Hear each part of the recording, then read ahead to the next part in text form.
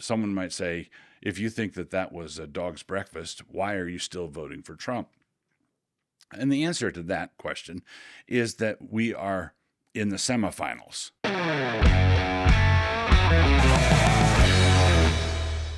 Welcome to Clown World. We are still at it, as it turns out. On a human level, there's a great deal to enjoy about the Trump campaign. The most recent example of this was Trump returning for a rally in Butler, Pennsylvania, where he was shot a number of weeks ago. And his opening remarks were, "As I was saying." I thought that was fun. So we can enjoy that sort of thing, and 100,000 people turned out to enjoy it.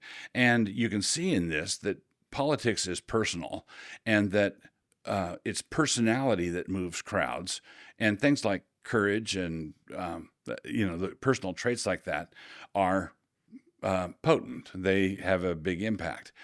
But Christians have to be principled as well as personal. It's not just the work of persons or personality. There also have to be biblical principles that we remember, that we recall. And so consequently, a lot of pro-life Christians were dismayed, for example, both by Trump's watering down his anti-abortion commitment and J.D. Vance doing the same thing. And then Melania Trump recently came out with a gooey pro-choice message.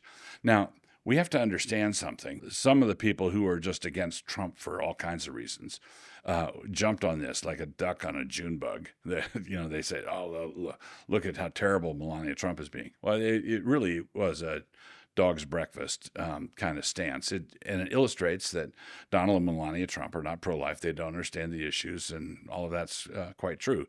But why the outrage over Melania when there was not that outrage over Laura Bush's stand, which was identical, or Barbara Bush's stand, which was identical, or even Nancy Reagan's stand, which was identical? We've not had a great track record with our first ladies, right, on the Republican side. So how are we to think of this? Someone might say, if you think that that was a dog's breakfast, why are you still voting for Trump? And the answer to that question is that we are in the semifinals. If Harris is elected, then we are in the finals. If Harris is elected, we lose.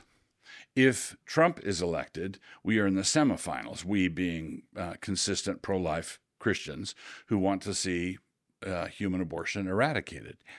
We are in the semifinals. There are still some battles to fight. There are Supreme Court nominations that we could fight to have a pro-life justice, as opposed to someone who shares Melania's opinions appointed to the Supreme Court.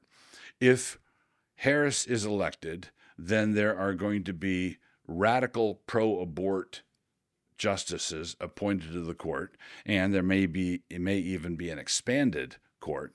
And we are going to see human abortion sort of encased in concrete. It's going to become it's terribly difficult to overturn.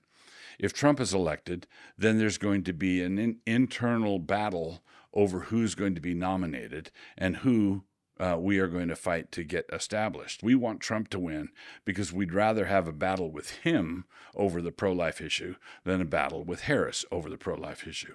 And this goes back to my point about personality. There are some people who want to they're all in on Trump, and they have said he's the greatest, he's the greatest, he's the greatest. And so if he gets elected, they're not going to want to collide with him on anything.